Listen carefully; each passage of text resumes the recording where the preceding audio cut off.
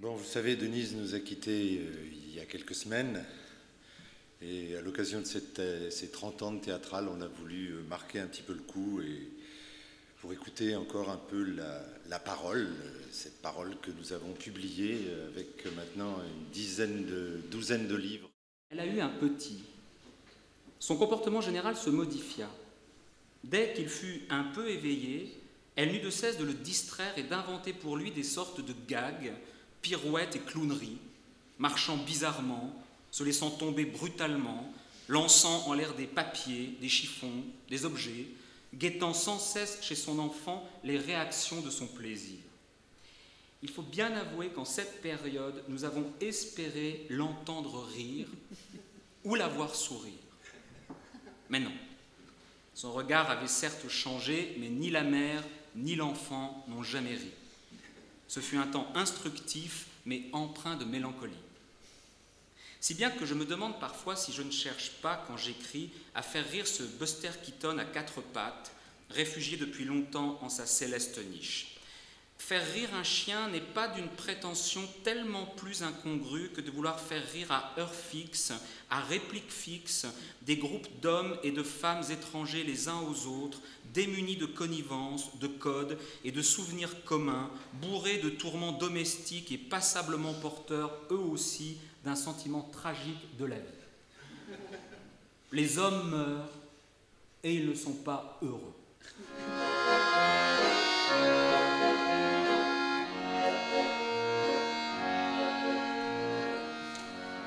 J'écris sur la vie toute simple et toute compliquée, oui, la vie. De quoi pourrais-je m'occuper d'autre? J'écoute les hommes et les femmes, en ce qu'ils ont chacun une façon de dire ou de cacher leurs émotions, en ce qu'ils sont plantés dans cette vie qu'ils voudraient bien comprendre. Et ils ont du mal. J'écris leurs histoires. C'est cette réalité qui pour moi fait théâtre, oui. La vie qui a tellement envie de vivre. Je te le dis une fois pour tout à l'heure. Si tu as encore l'intention de te suicider, il faut le faire entièrement. Parce que moi, j'ai pas les moyens de perdre mes heures de travail pour aller te reconnaître à la morgue et courir à l'hôpital tous les jours. La dernière fois, j'en pouvais plus. J'ai pris un taxi à 25 francs. Le taxi aussi, ça a augmenté.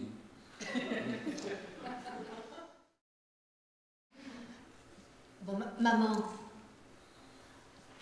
on a pensé, écoute maman, une maison claire, au milieu d'un grand parc, pas loin de la ville.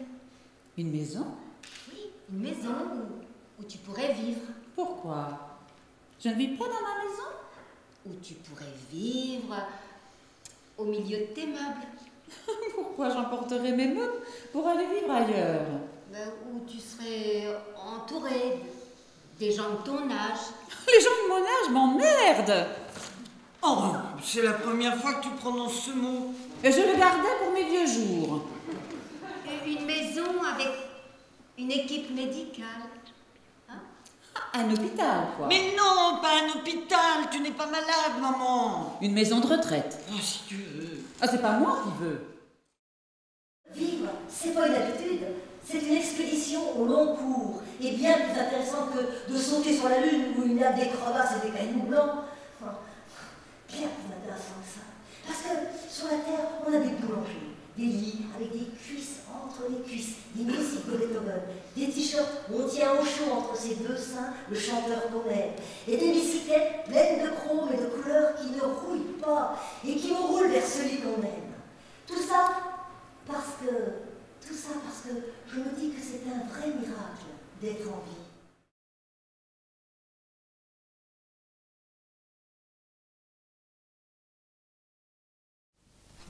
On entend un énorme claque, la porte s'ouvre, un nouveau rentre, il s'appelle Robert. Il porte ses draps, sa couverture, son oreiller, sa gamelle, un verre, ses couverts et un petit baluchon. Robert tourne un peu en rond, va à la lucarne, regarde le ciel, personne ne parle. Ça dure bien une bonne minute. Horace est en immobilité, Geppetto en survêtement sur le lit du haut et balance ses jambes. Robert. C'est mon lit, là? Oui, ça c'est le mien. Ça c'est le sien, et ça c'est le tien. Robert pose son baluchon sur le lit, simple, en face des lits superposés. Il regarde Horace qu'il fixe. C'est pas la peine de lui parler, il parle pas. Il s'appelle Horace, et il est très gentil. Et toi? Geppetto. Geppetto était très méchant? Non, je suis tranquille. Lui, il est tranquille. C'est un endroit tranquille. Tranquille ici. C'est propre et sans problème. Tu faisais quoi dehors? Acteur. Acteur? Ouais, acteur. Wow. Acteur, c'est génial, c'est incroyable. Un acteur en prison. Oh, la classe. Tu trouves? Ah, je t'ai jamais vu. J'aurais pu te voir dans quoi? Au cinéma, à la télé? Dans quoi je t'aurais vu? J'ai été dans des cours, j'ai travaillé dans des ateliers, j'ai fait des stages avec les plus grands, j'ai voyagé. J'ai fait beaucoup de théâtre, quelques films et des conneries à la télé ici et là. T'avais le premier rôle? Non. Ah, moi j'adore les acteurs. Et moi aussi, je voudrais gratter à la porte d'une actrice. Faites-moi un acteur. Quoi? Faites-moi un acteur. Je veux apprendre. J'ai que ça à foutre, et toi aussi. Tu pourrais m'apprendre le métier. Comment faire l'acteur? Tu saurais pas faire ça? Regarde-toi un peu. Bah justement, je me suis bien regardé, et je me suis dit, Geppetto, qu'est-ce que t'as à perdre? On faut rien de nos journées. Tu pourrais m'aider, me transformer, m'apprendre comment jouer un personnage. Ce qui est bien, c'est qu'à la base, t'as rien. T'as rien, il y a tout à faire. Ben voilà, tu vois, c'est un bon début. T'es pas beau, t'as aucun charme, t'as une coupe de con, t'as aucun style, t'es en survêt, mais t'as jamais fait de sport. Comment tu le sais? Ça se voit. Tu ne diras pas « je suis un acteur ou un comédien en discutant au café ». Tu devras monter sur scène, choisir ton espace, même si ce n'est pas un théâtre, et tirer tes flèches, décocher tes mots, affiner ton geste, placer ton corps, placer ta voix et faire jaillir la lumière dans l'obscurité. Tu comprends? Ça ne sert à rien tout ce qu'on fait tous les deux si tu ne te frottes pas à la réalité de ce milieu, si tu ne vas pas droit dans la cible. Tu comprends ce que je te dis? Ouais. Promets-moi qu'en sortant, tu feras tout pour t'en sortir. Ouais, je te promets. T'es là pour chercher. Ouais, d'accord. Qu'est-ce que t'as compris? Pas grand-chose. Montre-moi voir ce monologue. Je vais essayer, mais je te garantis rien. Hein. Ok, on va d'abord se faire une petite italienne. Où ça? Quoi? Où ça, ta petite italienne?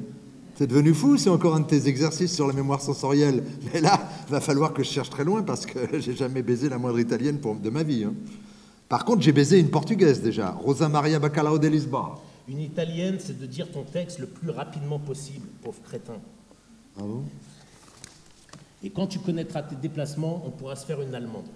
Et si on répète dans les bois, on pourra se faire une brésilienne? Allez, vas-y, je t'écoute. Oh, si cette trop solide chair voulait se fondre, se liquéfier, ou se résoudre en rosée, ou si l'Éternel n'avait pas dressé l'étable de sa loi contre le suicide. Oh Dieu, Dieu! La lumière tombe jusqu'au noir, c'est magnifique. On a touché un peu du doigt la folie d'Hamlet. On entend le petit claquement du loquet, le bruit des clés devant la porte, un maton apparaît. Qu'est-ce que vous foutez à poil, Geppetto? Bah, on fait du théâtre, monsieur. Vous vous foutez de ma gueule, rhabillez-vous tout de suite. Ben, c'est pour le monologue d'Hamlet, on fait un exercice sur la vulnérabilité. Je vais vous rendre vulnérable, moi, vous allez voir, je vais vous changer de cellule. C'est un vrai bordel là-dedans. Non, ne changez pas de cellule. C'est vous qui décidez, non, c'est moi qui décide. Il s'en va, la porte claque. Robert. Voilà à quoi ressemble le monde de l'extérieur. Heureusement que nous sommes protégés de la connerie par ces murs. Noir.